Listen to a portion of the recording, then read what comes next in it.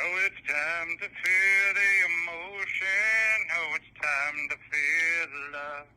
Oh, it's time to dream of a Wildcat victory. Oh, it's time for Wildcat Sports Talk. To fellas who love the Cats, Tim and Adam by name, give their hearts and souls to touch the big blue nation. When they're on the air today, they are a great podcast. They're on the iHeart Network, you know. You can listen to them 3 days a week. They will make your love for the Cats grow. They have great information you seek. It's time for Wildcat Sports Talk now.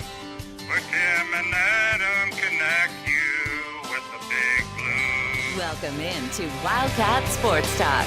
Let's join Adam Webb and Tim Brandstetter now. Oh, welcome in to Wildcat Sports Talk as we get set for a week that, well, honestly, is probably checkmarked on most Kentucky football fans' schedule. There's this game and the Louisville game. But yeah, definitely the Tennessee game is something that we always look forward to every single year. My name's Adam. And my name's Tim. And we are Wildcat Sports Talk. We want to thank you for tuning in tonight, those of you that are.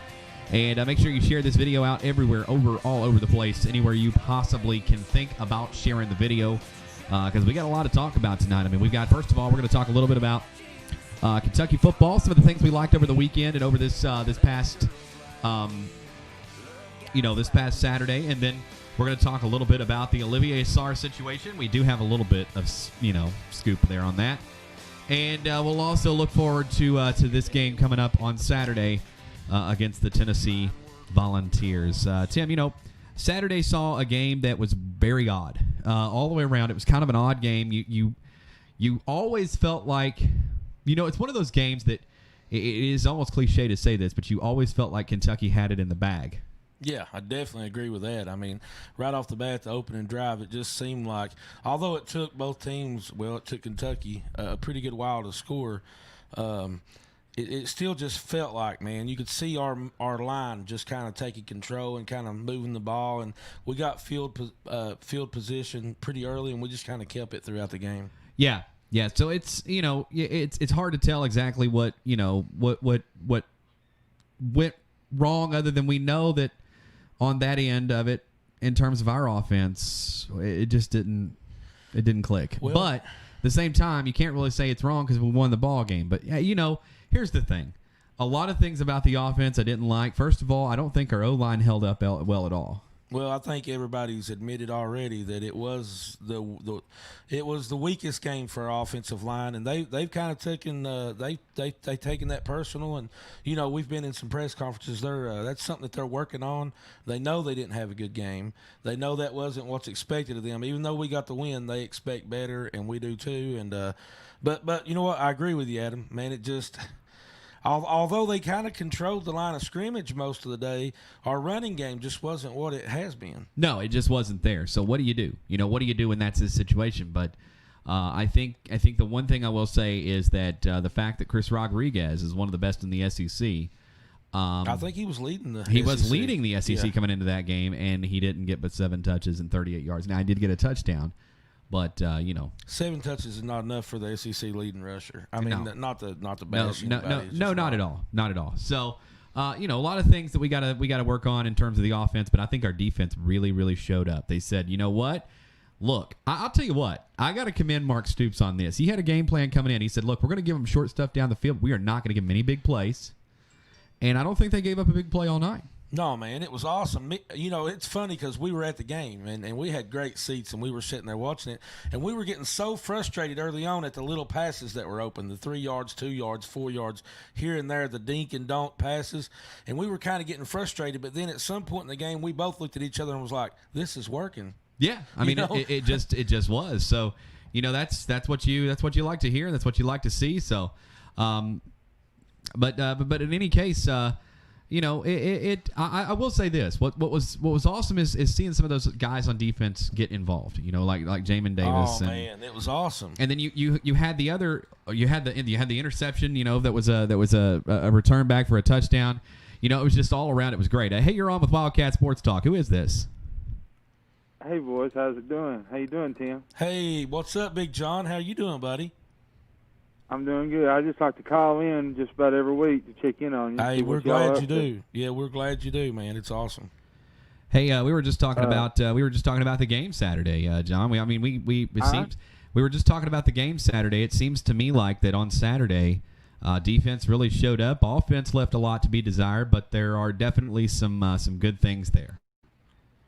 There is, and I felt like the defense played one of the best games probably since 2018. I felt like they looked like the 2018 defense out there. They made plays. They covered people. They didn't allow the deep stuff. I feel like Arkansas left the blueprint how to beat Mississippi State. You play 3 up front and then you drop 8 back. I feel like that's how you stop an air raid type offense, and I felt like our defense done an outstanding job Saturday. Yeah, I would agree with that.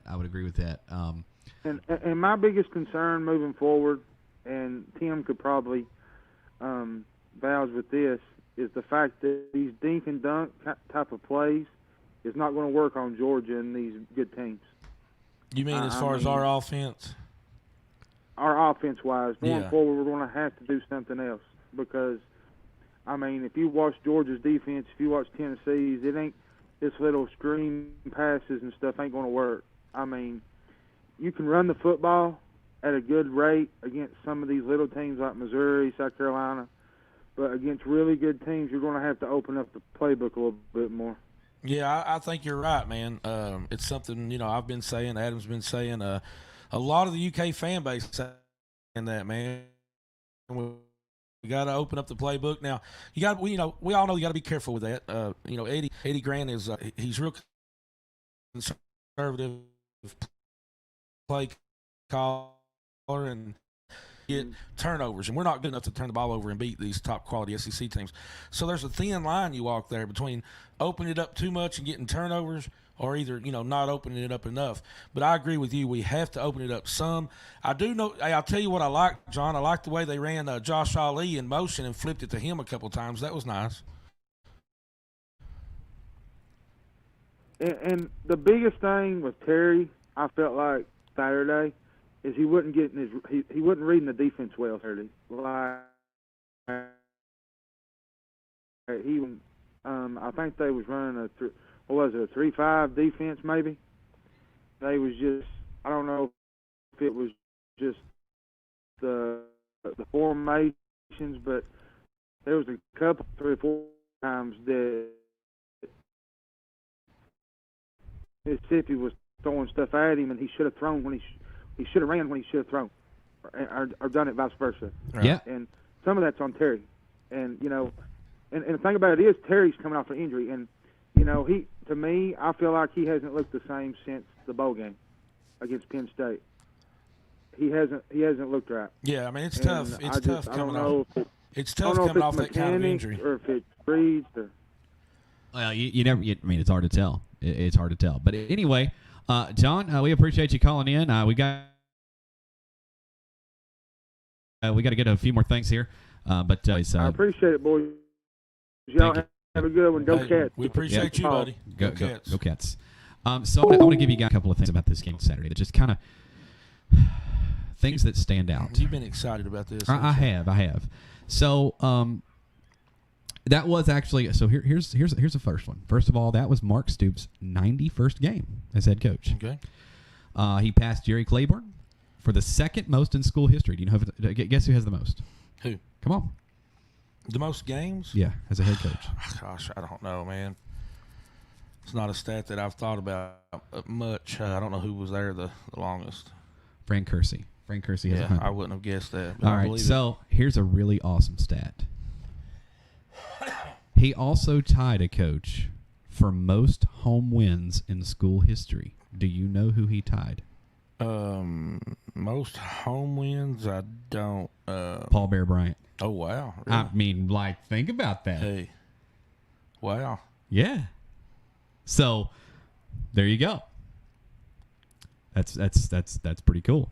Kentucky allowed just 2 points, the lowest in a game since the shutout of Miami, Ohio, to open the 2009 season. UK won that game 42-0. So there you go. This is actually the first time Kentucky has held an SEC opponent without an offensive score since the 25-0 shutout of Vanderbilt on November 16th, 1996. You got to go all the way back to 1996 to find out the last time that happened. Here's a really cool stat. Here's a really, really cool stat. A lot of people are saying the video is frozen. I don't know what to do about it. It is what it is, guys. If you can hear us, you can at least hear us. Yeah, might be having a little bit of technical issues today with the internet. This weather, it's Kentucky weather, man. If you don't like it, just wait a minute. It'll change. Yeah. So guess who? This is a really cool stat. Kentucky is now 15-4 over its past 19 games at Kroger Field. 15-4. 15-4. Wow. I mean, thought that's that. a pretty good stat. Yeah, I wouldn't have thought that. That's awesome. All right, some people are saying it's not frozen. All right. So, I mean, those are good positive numbers. Wilson is now 13-5 as UK's starting quarterback. How much? 13-5. Oh, yeah. He rushed for 50 yards on 13 carries and now has 812 career rushing yards. Wilson had a 51-yard rush to set up the UK touchdown. Remember that one?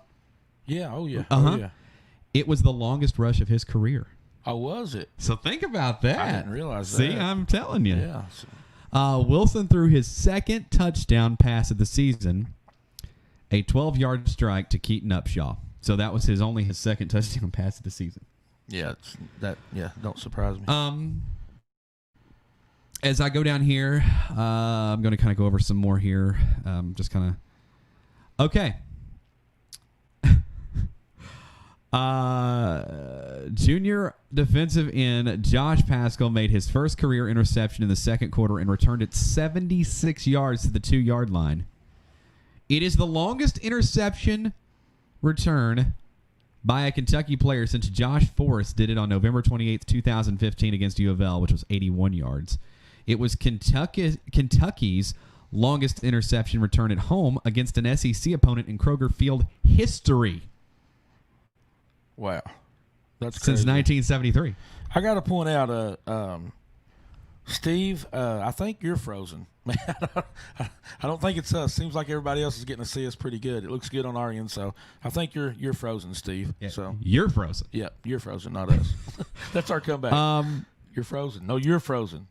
Sophomore quarterback Kelvin Joseph had his first career interception in the third quarter, so go Kelvin. There you go. Oh, yeah.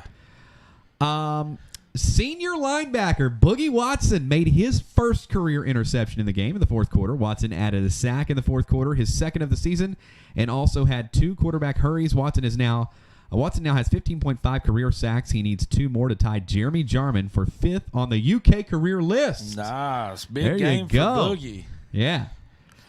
Junior linebacker Jordan Wright had a pick 6 in the fourth quarter to give UK a 21-2 lead. It was Wright's first career as a junior interception.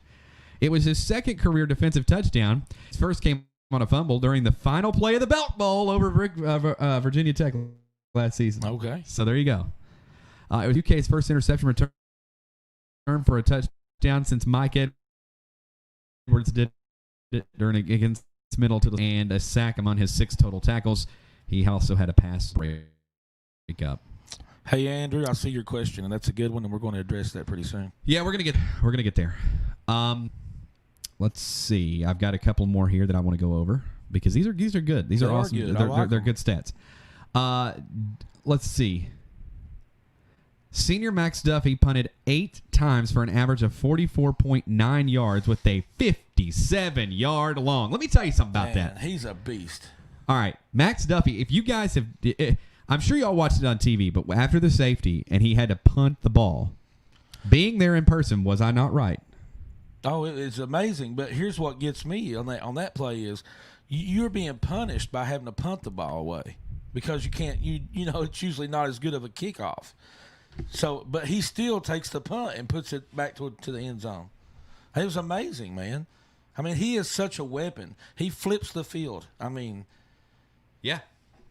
I don't know why we're freezing, guys. I keep hearing this.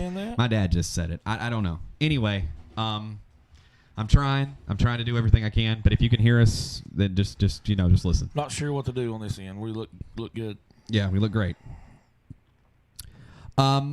Mississippi State surpassed the 1,000 yards passing in the second quarter, making the fewest games needed to reach 1,000 yards through the air in school history. Wow. Yeah. The 70 passing attempts are the most in a single game in the SEC and Mississippi State history, and they lost the game by 22 points. You know what's kind of funny? It's kind of funny that they kept throwing those passes because it was like, we're going to give you this. You know, like it's exactly what we want them to do, and they just kept doing it. Just kept doing it over and over and over and over. So, I mean, can't argue with the defensive game plan. How many they complete? They completed a lot. They had 45 completions. Wow. That is a program record, and it sits at number 3 all time in a single game in SEC history. And they lost. And they lost the game. And here's the crazy part. You know what the previous record was? What? 43 last weekend against Arkansas. Wow. He believes in the air raid, doesn't he? That's right. You know, he believes in the air raid, but he's not flying like a jet plane. He's flying like a little private, like a little personal helicopter or something. You know what I mean? He's going for those short flights. And check this out. You're going to love this. Do you know what the 2 games better in the SEC are? What? In the 1998 season, when Mike Leach was the offensive coordinator for the Kentucky Wildcats. Yeah. Well, you know, it's funny because he is known as one of the best offensive coaches in the world, in the nation. He's known for being able to coach one of the best powerful offenses. And our defense, which was last in the whole nation, held him scoreless. The 14 rushing attempts are the fewest in a game by Mississippi State in program history. Wow. You know what the previous mark was? How much? 16. Wow. At LSU on September 26, 2020. Dude, this was crazy stuff. What a weird year. What a weird year. Crazy game, man. The 150 yards of total offense are the fewest yielded by a Mississippi State team since 2017. They're the fewest yards of total offense yielded by MSU in an SEC contest since 2008. And Mississippi State held Kentucky to just 81 rushing yards in the game for the first time since at least 2006 that MSU has held 3 straight SEC opponents to under 100 yards rushing. That is impressive. That is. That is impressive. And they lose. They're 1-2. We got to get our offense going the same time as our defense. Exactly. And here's the thing. That's the biggest one. Those are the biggest ones. There's a couple of other like kind of things that I don't care about that. But yeah. So I figured you'd like some of that. That's some really. It's hard to believe stats. That's what I like about it. It's like, what? Like, really? Yeah. Just crazy stuff. And it was a crazy game, man. I mean, 24-2. Who would have guessed that score? And Lewis Johnson says, looks good on my end as well. I wouldn't say you two look good. That'd be pushed now. Lewis. Come on now, Lewis. We look great. But no, I just thought I would share those stats because I felt like, what a weird season. You look at it across the board and you go, okay, so we beat this Mississippi State team, but they're now 1-2. So are we good or are they bad? You just don't know. You don't know. You thought first game of the season they beat LSU, and you're thinking, my goodness, this Mississippi State team's going to throttle us. Yeah, and now you're going LSU's losing to everybody. And LSU is losing to Middle Tennessee North Laurel State. Yeah. Why is it always got to be North Laurel with me? You always. I don't say understand that. We both went to North Laurel. I know. Like, and I trash don't it. Throw them in there. I know. Like, say another school. I started to name one. I don't make nobody mad. Say another school. Yeah, I know. Say Clay County or something. That's a great idea. Yeah. Considering they'll take that real well. Considering we're about to be on over there in Clay County. Let's just say that. They'll take that real well. Yeah. We're on TV in a lot of Clay County, too. They don't get offended at all when you make fun of their sports. Tim is just terrible. But no, listen, I feel like we're doing some big things, man. We just are. I mean, us or the team? Us. We're trying. I know that. Us. And our team is doing good, too. Hey, yeah, well, that's true. Mike Leach will have better weapons if he stays there for a while. Yeah, that's right. I mean, Mike Leach will get really good. And so right now we got to get it while the fire's hot. And we're getting better players every year, too. Hey, this weekend against Jeremy Pruitt and the Tennessee Volunteers, we've got to get a win because Jeremy Pruitt is taking that team to another level. Yeah, we'll talk about that in more detail as we come back from the break. But, man, I'll tell you, that's going to be a tough one, brother. For sure. For sure. I want to thank you guys for tuning in to Big Blue Nation's Best Kept Secret. We are Wildcat Sports Talk. We'll be right back.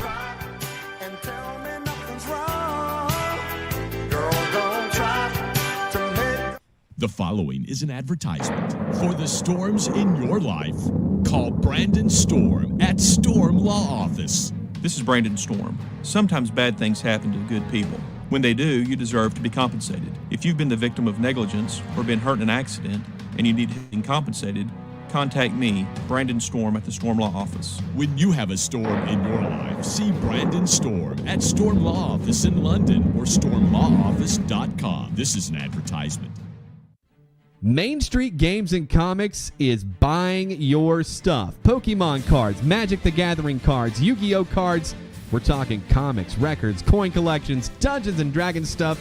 You name it, they're buying. Head over there, check them out. They're open on Tuesday through Friday from 10 a.m. to 6 p.m. and on Saturday and Sunday from 10 a.m. to 5. They're located at 1106 South Main Street in London. Call them up at 606-657-2427. On November 3rd, a storm is coming. Vote Brandon Jackson Storm, Kentucky Senator, District 21. Christian, family, leader, and compassionate advocate are a few terms that describe him. Together, we are strong. Together, we are heard. Together, we lead. Paid for by Brandon Storm for State Senate. Hey guys, make sure to check out Runner's Shop Sports, located in Corbin, Kentucky. They have all your bicycle and bicycle repair needs, trophies, uniforms, laser engravings, and more. Just give them a call. Ask for Tommy Smith. That number is 606-523-9943. Yeah, that's right, Tim. It's Runner's Shop Sports, and they're located in Corbin, Kentucky at 46 Oak Ridge Church Road. You can email them at runnershop99@yahoo.com. Want to take those old records off the shelf? Want to pick up brand new and reissued releases ranging from groups like AC/DC, Led Zeppelin, Kiss, Johnny Cash, Willie Nelson, and more? Yeah, they got all the modern releases as well as locals. Your vinyl destination is White Rabbit Records and Studios. They're located at 202 South Main Street in Corbin, Kentucky. That's right, they're serving the area with music, recordings, and a rehearsal hall for any band. That is White Rabbit Records, located on Main Street in Corbin. I'm not cured. Just because I put it down for a short period of time, it's going to be forever. I can't say I used to be an addict because I'm always going to be an addict. I kept trying to put things back together with that addiction. I could go a couple days without it. When it got too hard to find the pain pills, I started going to local Narcotics Anonymous meetings, and those people just reached out to me and loved me because I was a runner. And today, I don't run from anything. To get help now, visit seethescienceky.com. New York Times best-selling author Andy Andrews is releasing his most exciting book yet. Until now, the strategies explained in my new book have only been available to a specific few. In fact, I signed contracts with 3 different corporations that kept me from publishing the material. During the past several years, the processes and action plans in this book have been generating absolutely unheard of, measurable results. But by the terms of my agreements, I was not allowed to reveal that these processes and plans even existed. Until now. Now, I can share and explain the concepts, complete with great stories and eye-popping proof. It's all in the book, The Bottom of the Pool. The methods in bottom of the pool helped Fairway Independent Mortgage go from $5 billion to over $20 billion in just 3 years. Start thinking beyond your boundaries to achieve extraordinary results. Pre-order The Bottom of the Pool by Andy Andrews today. Welcome back into Wildcat Sports Talk as we have another week, another day, another great game that we are seeing teams all across the SEC having issues with coronavirus. And you know what? I'll tell you guys this. Here's the first scoop of the night. All right, I hear from a pretty reliable source, somebody that I know would know, and my reasoning behind this is I kind of have to give you the reasoning behind it because you're going to be like, well, how do you know? So there's a guy I used to work with who's down in Florida. Let's just say that. Anyway, I heard it from a pretty reliable source that Florida will likely the LSU and Florida game will be canceled this weekend. Yeah, I think a part of that was released earlier. Yeah, so they've canceled right. football at University of Florida or whatever for the time being. So, yeah, just fingers crossed, guys. I mean, hopefully we can get a whole season out. I mean, that's going to be the biggest thing right now. We've got to be able to get an entire season. What's crazy is this comes right after Florida coach Dan Mullen was encouraging all of his fans to come out and let them have 90,000 there. Now they're probably not going to have any there. Yeah, I mean, it's a crazy time we're living in. It very crazy time, just all the way around, and so, it is what it is. I mean, the thing is, this is going to continue happening. Hey, I want to remind you, this segment is brought to you by Dr. Mary Lou S. Head Dentistry in Lexington, Kentucky. That's right, they're giving away free X-rays and free exams. If you've been looking for a dentist, well, you best head on over and check out Dr. Mary Lou S. Head Dentistry in Lexington. Give her a call, 859-269-5386. That's right. Good people, man. Good people. Big supporters of the show.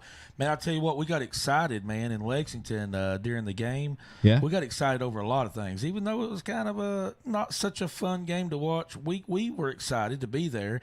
And you know what? We got excited. Nothing against Terry. He got the job done. But we got excited when Gatewood entered the field, man. Joey Gatewood came out onto the field. Fans were pointing and screaming. Fans were pointing. They were happy. They were excited. I do believe that Gatewood will get a series in Tennessee. And I'll tell you what. I believe more so now after today's press conference with Eddie Graham. Oh, yeah. We were both saying on the way back from the game, and one of our viewers asked the question if we thought that there would be a package, for Joey Gatewood. Yes, I do. To answer that really quickly and not beat around the bush, I do think there'll be a package, if you want to call it a package. I don't call it a package. I think it's just that he's going to be given a series. He's going to be given an opportunity. And it'll be – you can call it a package if you want to, but it's going to be – situational. Whenever they feel like it's the right time, second, third possession, whatever, maybe. I'm thinking within the first 4 possessions, he'll get a shot at it. Let's just throw him out there and see what he does. I really think that's going to happen. But, man, I mean, we both agreed, and then after the press conference, offensive coordinator Eddie Graham was talking, and he was saying he was excited about the quarterbacks. When people were asking him about Joey Gatewood, he said that he was throwing really well in practice. And he also, what was the comment he made about we're going to have to move the ball? We're going to have to look at, use our best option. I can't remember how he said it. And he also, I'm just going to tell you, he also made the quote, and it said, I got to call better plays. He did. Look. Yeah, I do like the way he takes full responsibility. He says it's all on him. Right. But at some point, which it's not. Let me clear the air. I like Eddie Grant. I really do. I'm not on him as much as most people are. But I will say this. I like the way he takes full credit, even though he shouldn't, because it's not all his fault. The route running is not his fault. The pass blocking is not his fault. But I like the way he steps up, like his play calling or not, guys. he calls it like a man. All right, he takes full responsibility. I'm gonna call something else too, and I take responsibility for being wrong about this. I don't think it's time to bench AJ Rose, but I think Chris Rodriguez is the better player. Well, and the thing about it is, carries are going to have to be limited. Well, the thing about AJ is he's fumbled now. What, 4? Yes, I don't know the number, but I think it is several times. He had that kind of that bad, horrible play last, a couple weeks ago against Ole Miss. Fumbled right after. Fumbled after that. Look, I love AJ. I like AJ I really too. do, and I would He's love talented. to see him do well. But I think Chris Rodriguez is just, for what we do, which is just line it up, hope for a hole, and if you don't get a hole, you make something out of nothing. Chris Rodriguez is your best chance at that. Now, there's that other the little guy that came in that made a really impressive speed burst up through there and then kind of ran over a guy. I don't remember his last name. He's a freshman. Right. So anyway, I think if you put those into perspective and you look at it, I think Chris Rodriguez is going to have to get some touches. He's got to get more than 7. I mean, he's definitely more than 7. He needs 15 to 20 at least. So I'll ask you this: for Tennessee on Saturday, what is Kentucky's best way to win this ball game? Well, I think you got to start with playing the kind of defense that you did against Mississippi State is probably a good idea. I like it. I don't know if Tennessee will have some wrinkles to throw at you there, but I say let's keep that defense going like they did, first of all. But I say the key, Adam, is we are going to have to move the ball in the air. Some. Tennessee's not a team that's going to let us run the ball. They're not. Tennessee's got linebackers that are NFL ready. I mean, I hate Tennessee. I'm not a Tennessee fan. I hate to say anything nice about Tennessee, but it is what it is. Tennessee's got some linebackers that are really good, man. And we can't just line up and run the ball at them every time. So it's not going to work. Tennessee's a good team. I hate to admit it, but they're a good team. We're going to have to pass the ball, and it's not going to just be screen passes. We're going to have to get it down the field some. I mean, you're right. Now, I will say this. I loved seeing Rigg and our other tight ends strong tight end, getting some touches. You've got to make sure. I mean, we were saying that, and then they actually started doing it some. Yeah, I mean, you got to line up and throw it over. I want to also give a shout out. Our buddy Lewis. Oh yeah, this is awesome. If y'all can guys see that number 12, y'all know we're big fans of Chance, and we really. He's just a great kid. He is a great young man. He does the kickoffs now. If y'all didn't know that. He's the backup place kicker. He does the kickoffs, and he's putting it in the back of the end zone, man. He's putting it in the end zone, and he's doing a good job and made a tackle a couple games ago. Just a great young man. I mean, and look, I know that, there's always should Ruffalo be kicking and not look. I honestly think that there is going to be an opportunity for him to get his chance. Oh, ain't you clever? That's horrible. Oh, there's crickets, but I mean, that's horrible. That's horrible. But we need him. I hate to say this. I'd love to see him on there kicking field goals, but we need Ruffalo, however you say his name. We need him to make his kicks. You know what I mean? We don't need him to miss, so Chance can, but we need him to make them. So, anyway, what are your keys to beating Tennessee? You asked me for mine. We got to throw the ball some. What's your keys? I honestly think more so than last week because of last week's weirdness of the game. I do think we have to control time of possession. Jarrett Garantano can throw the ball. We know this. But you're right. And I'll tell you what, seeing as Tennessee's weakness has been kind of right that middle of the road play, we're going to have to air it out to our tight ends. We just are. We're going to have to. I agree. And we got to get Ali the ball, man. Yes. I mean, and you look at it, Akeem Hayes. What about that whole controversy? You hate that, man. You hate it, especially after a win. Such a talented player, too, man. Look. And he's probably, I'm not saying he's wrong, but you just can't do that. I think here's the bad part about that. That will not get addressed publicly. They will not mention it again, I'm pretty sure. Stoops already said I've got to talk to him. And I do believe that Thursday there needs to be a question brought up. Would love to be able to ask it. But it'd be great to ask that question. We got some good questions. Yeah, man, we'd like to get answered. So I mean, I got a question. That said, maybe we will. Maybe we'll get in there. Maybe we'll get to ask that question. Because my question would be, and I mean it nicely, is, was that addressed? Is he cool now? Yeah. Like, are we good? This is, it's a real touchy. I mean, after a win, when a guy does that. I was going to say, in case people don't know, he went public with his. He said 19 out, which is his number. Yeah. And then he said, aren't the best players supposed to play? Right. Look. And he was playing good, and then he didn't get on the field hardly much at all. He didn't get targeted at all. He didn't get targeted, but I think he got targeted twice. Did he? But here's the thing. With Akeem Hayes and all of our other wide receivers, they have to understand that I don't think this is about them. Right. Some of it is the fact that they're just not getting open. They're not running good routes. They're going to have to learn that. They're going to have to learn how to get separation.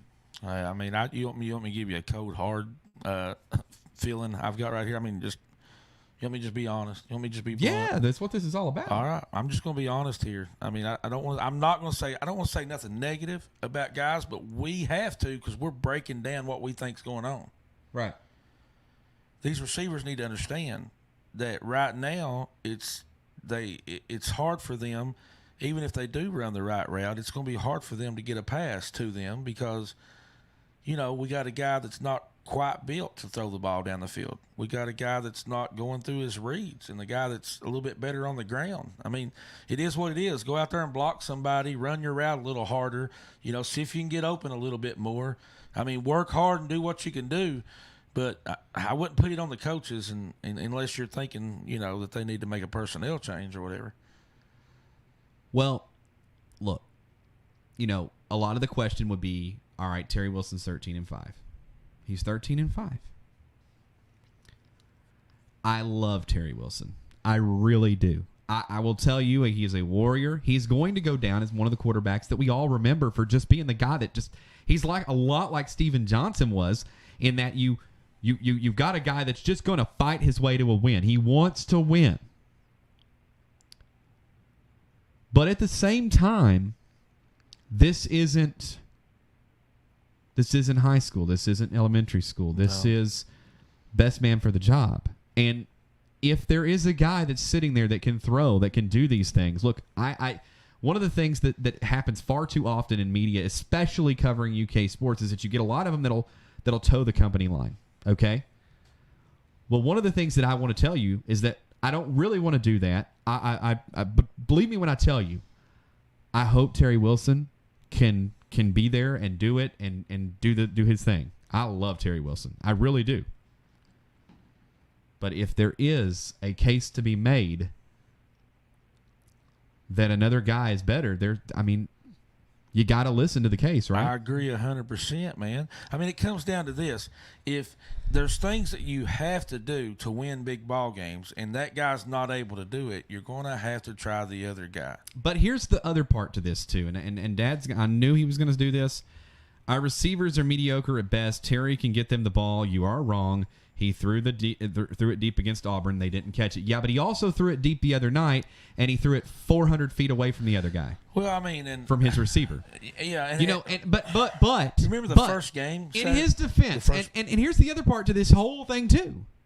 And I'm just going to tell you, I don't think our O-line is as good this year as we all thought they were going to be, because he's not getting a heck of a lot of time to figure out his reads and throw the ball.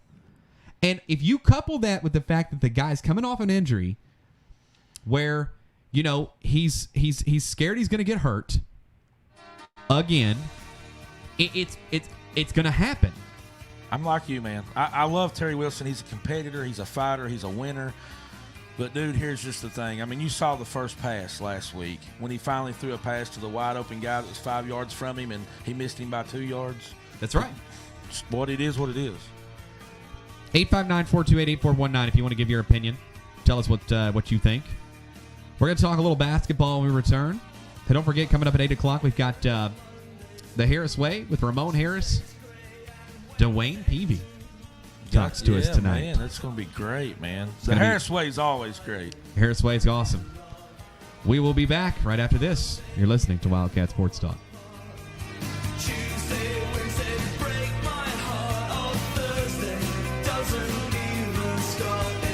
The following is an advertisement for the storms in your life. Call Brandon Storm at Storm Law Office. This is Brandon Storm. Sometimes bad things happen to good people.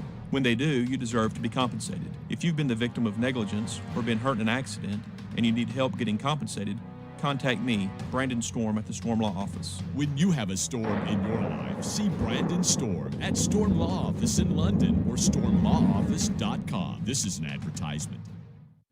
Main Street Games and Comics is buying your stuff. Pokemon cards, Magic the Gathering cards, Yu-Gi-Oh cards. We're talking comics, records, coin collections, Dungeons and Dragons stuff. You name it, they're buying. Head over there, check them out. They're open on Tuesday through Friday from 10 a.m. to 6 p.m. and on Saturday and Sunday from 10 a.m. to 5. They're located at 1106 South Main Street in London. Call them up at 606-657-2427. On November 3rd, a storm is coming. Vote Brandon Jackson Storm, Kentucky Senator, District 21. Christian, family, leader, and compassionate advocate are a few terms that describe him. Together, we are strong. Together, we are heard. Together, we lead. Paid for by Brandon Storm for State Senate. Hey guys, make sure to check out Runner's Shop Sports, located in Corbin, Kentucky. They have all your bicycle and bicycle repair needs, trophies, uniforms, laser engravings, and more. Just give them a call. Ask for Tommy Smith. That number is 606-523-9943. Yeah, that's right, Tim. It's Runner's Shop Sports, and they're located in Corbin, Kentucky at 46 Oak Ridge Church Road. You can email them at runnershop99@yahoo.com. Want to take those old records off the shelf? Want to pick up brand new and reissued releases ranging from groups like AC/DC, Led Zeppelin, Kiss, Johnny Cash, Willie Nelson, and more? Yeah, they got all the modern releases as well as locals. Your vinyl destination is White Rabbit Records and Studios. They're located at 202 South Main Street in Corbin, Kentucky. That's right, they're serving the area with music, recordings, and a rehearsal hall for any band. That is White Rabbit Records, located on Main Street in Corbin. I'm not cured. Just because I put it down for a short period of time, it's going to be forever. I can't say I used to be an addict because I'm always going to be an addict. I kept trying to put things back together with that addiction. I could go a couple days without it. When it got too hard to find the pain pills, I started going to local Narcotics Anonymous meetings, and those people just reached out to me and loved me because I was a runner. And today, I don't run from anything. To get help now, visit seethesignsky.com. New York Times best-selling author Andy Andrews is releasing his most exciting book yet. Until now, the strategies explained in my new book have only been available to a specific few. In fact, I signed contracts with 3 different corporations that kept me from publishing the material. During the past several years, the processes and action plans in this book have been generating absolutely unheard of, measurable results. But by the terms of my agreements, I was not allowed to reveal that these processes and plans even existed. Until now. Now, I can share and explain the concepts, complete with great stories and eye-popping proof. It's all in the book, The Bottom of the Pool.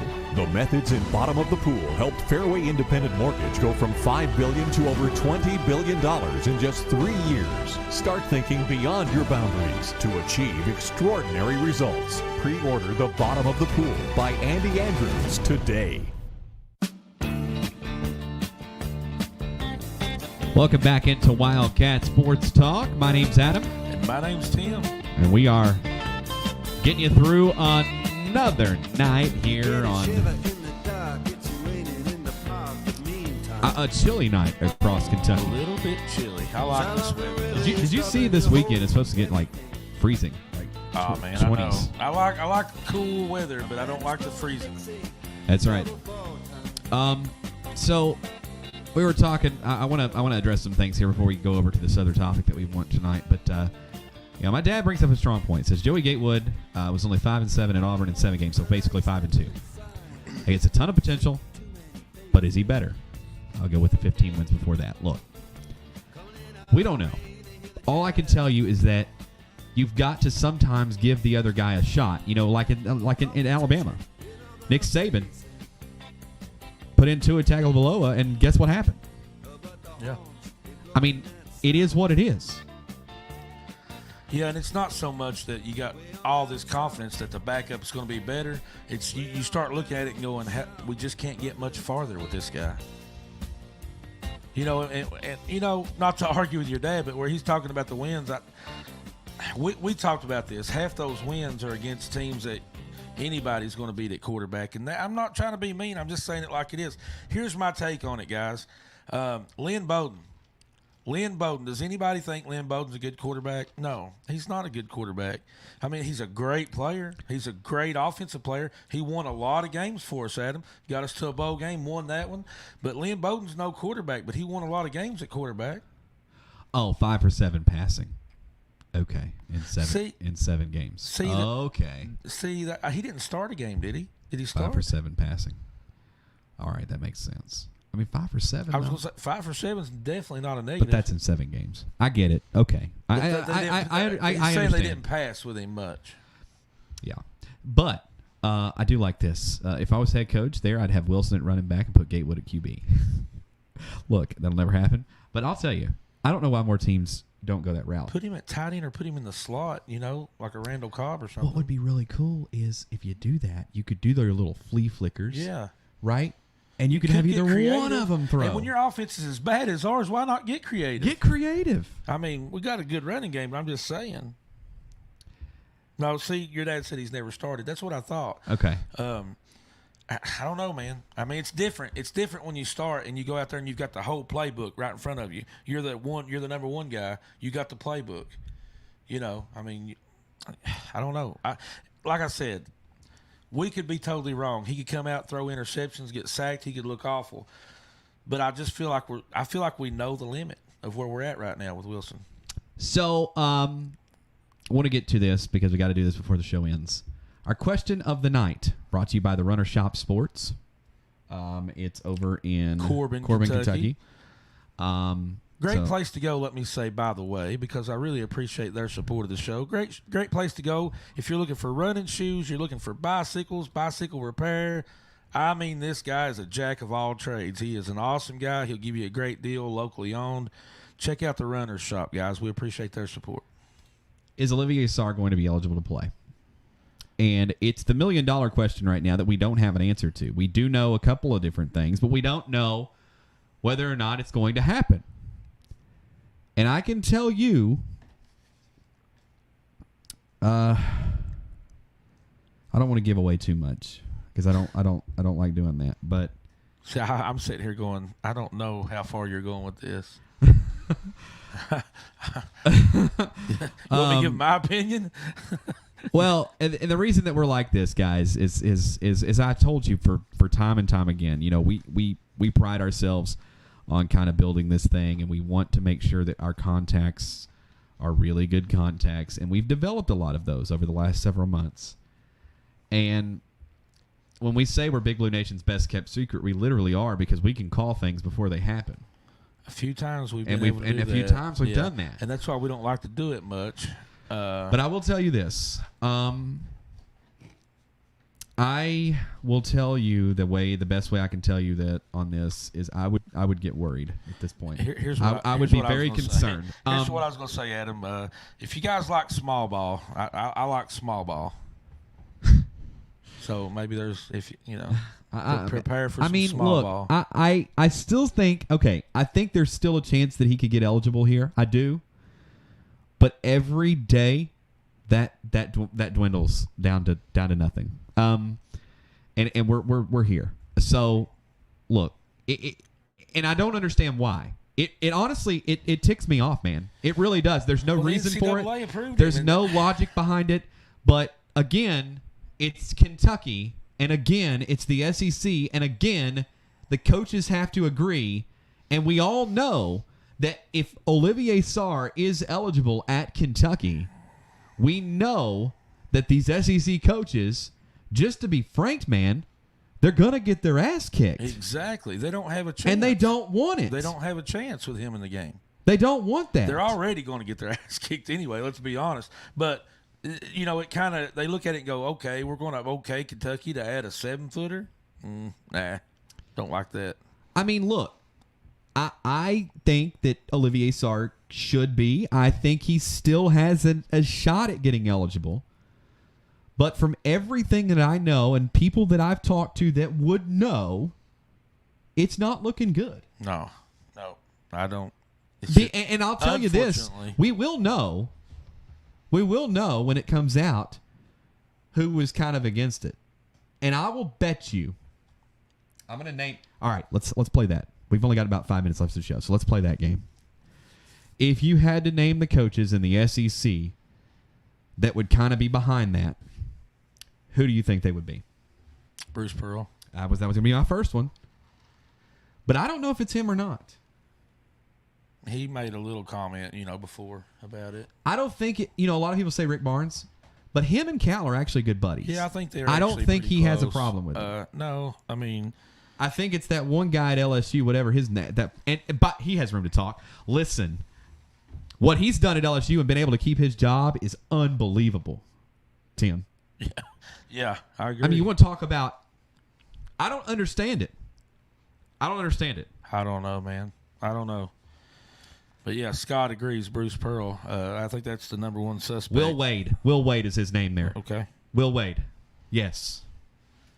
Unbelievable. I mean, look, I fully believe that those two are your culprits. And I even think maybe Florida. He probably doesn't care. I mean, I don't think he cares. I really don't. I mean, look, we've kind of had their number since he got there. I don't think now. If it were Billy Donovan, I maybe think that. Yeah. But that rivalry has it's still always going to be a rivalry. Mm-hmm. But I don't know. Well, I know we got a lot of good guards. We got good guards coming in. We've got guards coming in that we thought would be backups that might not have to be backup so much if we don't have the 7-footer Olivier Sarr. So, man, I don't know. We might see some small ball, but either way, Kentucky's going to be okay. Kentucky's going to be fine. And you know what? If Olivier Sarr doesn't get eligible, you know that the once it comes out who it was that's kind of behind it, I would just about venture to say that the players will kind of circle that game on their schedule. Oh yeah, and it's gonna be a bad day. They're already been good friends with Olivier. I mean, everybody's getting along. He's practicing, you know. So yeah, they'll probably go out and win one for their guy. It just make a statement. Work this out one of two ways. What's up, AB Burks? Checking in, watching. Appreciate everybody that's tuned in watching tonight. You guys are awesome, man. Appreciate it. Hey, make sure you tune in to the Harris Way coming up at 8 o'clock here in just a few minutes. We've got Dwayne Peavy. He checks in with us. First time he's checked in, by the way. Just, again, Big Blue Nation's best kept secret. And I'll tell you what, Dwayne Peavy, if you don't know who that is, he was John Calipari's right-hand man ever since Calipari came to Kentucky. He's been right there with him, man. That's right. Really close friends, and he's a great guy, man. Congratulations to him for getting his AD job, at DePaul. So I think he'll do big things there. You hate to see him leave Kentucky, but you're happy to see that he's got a great. He'll always be La Family. La Familia. La Familia. He'll always be La Familia. Hey, let's give one of these away. He's from Eastern Kentucky when he says he'll always be La Family. I'll hit you right in the head with one of these. Hey, you want to give one of these away? Not to knock Eastern Kentucky, by the way. I'm from Eastern Kentucky, too, so it's all right. Check it out, guys. We showed you these before. Yeah, we got some Wildcat Sports Talk, man. It's courtesy of our buddy Lewisport. Well, I found my whole other stash of them. I had a whole big stash. Stick it on your refrigerator. Stick it on your car. Anywhere you want to advertise and show them what sports show you'd like to listen to. We'll give some of those away, man. Stick it on your fridge. Stick it on your car. Stick it anywhere to show your love from afar. That's what you should have said. Man, you're such a great poet. And I know it. Yeah, it's a little... It's a little... Oh, man. Fill in the blank. Oh. Hey, it was a great show tonight, guys. Love it. It was a fun show, man. You know, we came at you. We came at you with stuff. You know, we had a plan. We're going to do that some more. We're going to start hitting the hard stuff. We're going to tell you like it is. We're going to change up this babying around and making everybody happy and sugarcoating stuff. I'm tired of sugarcoating, Adam. Sugar-coating, whatever you call it. I'm tired of it. We're going to tell it like it is. We're going to say what we think, okay? That's the way it is. Hey, Scott, consider it done. I'll hook you up. We'll send one your way. AB, thank you for tuning in. We got the Harris Way coming up at 8 o'clock right here. Same spot, same place. Same back time, same back channel. That's right. Oh, you didn't miss nothing. Well, you missed the show, but you can always go back and check it. You didn't miss nothing. But, yeah, no. Yeah, go back and watch it. But first, watch the Harris Way coming on. That's right. Everybody wants one. We'll see what we can do. You got to keep watching. We're going to give them out. All right? Definitely. Thanks for tuning in. You've been listening to Big Blue Nation's Best Kept Secret, Wildcat Sports Talk. We'll see you later. Your daddy worked at the bank. Mine worked on cars.